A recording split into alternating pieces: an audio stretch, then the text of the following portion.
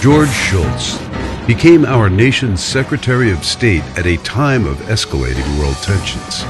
Relations with America's great rival, the Soviet Union, were at their lowest point in a decade, and the Cold War had returned with a vengeance. A world full of conflict and suffering offered George Shultz an intimidating array of diplomatic challenges. But Secretary Shultz had always thrived on challenge. And as history has shown, President Ronald Reagan made a sound choice. If I could pick any man for any job in this country, I'd always start with George Shultz. George Shultz's journey did not begin amidst a background of power and influence. As a child of the Depression, he was drawn to the study of economics and its impact on people's lives. George was admitted to Princeton, whose motto is, "In the nation's service." This became the motto George Shultz has lived his life by.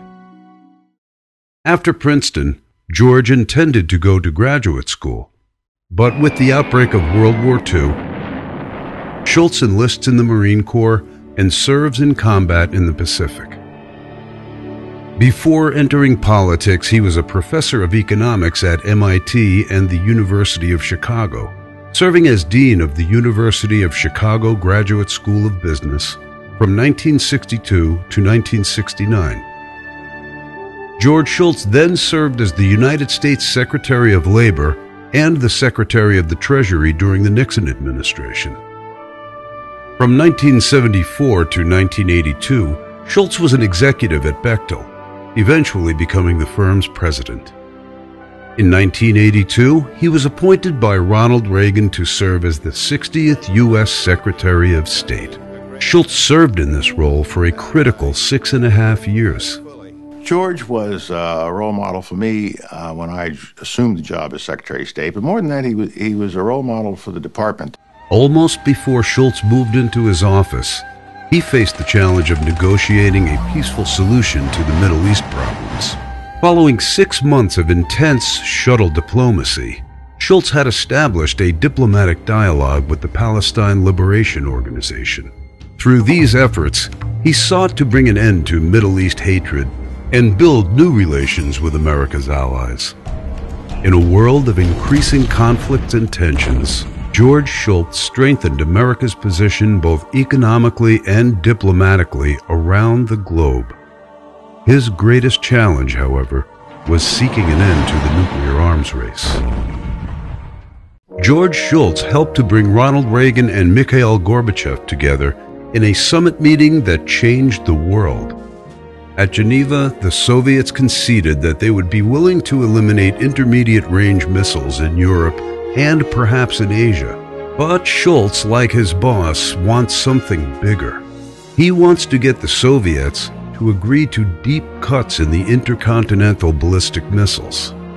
I've always said that Secretary of State Shultz was a major figure when we began to move forward in addressing problems and began talking about the future. In 1987, the Soviet leader arrived in Washington, D.C. to sign an historic agreement eliminating an entire class of nuclear weapons. Overall, the world became a different, safer place while George Shultz was Secretary of State. Democracies strengthened in many countries around the world. In South Africa, the end of apartheid had begun. The crisis in Lebanon was calmed and the Middle East averted another war. And for the first time in history, an American president stood in Red Square with his arm around a Soviet leader. After 6 years' service and receiving the Medal of Freedom from Ronald Reagan, George Shultz said goodbye to the State Department. It's been a tremendous privilege for Obie and I to be part of this family. So we thank you very much. Today, George Shultz is a senior fellow with the Hoover Institution at Stanford University. It is a perfect place to exchange ideas with young minds. For more than 60 years, ideas have been the guiding force in George Shultz's life. Ideas about freedom and human opportunity and a peaceful planet. They are the ideas that have helped make the world a better place. The Congressional Medal of Honor Society is proud to present this year's Distinguished Citizens Award to the Honorable George P. Shultz.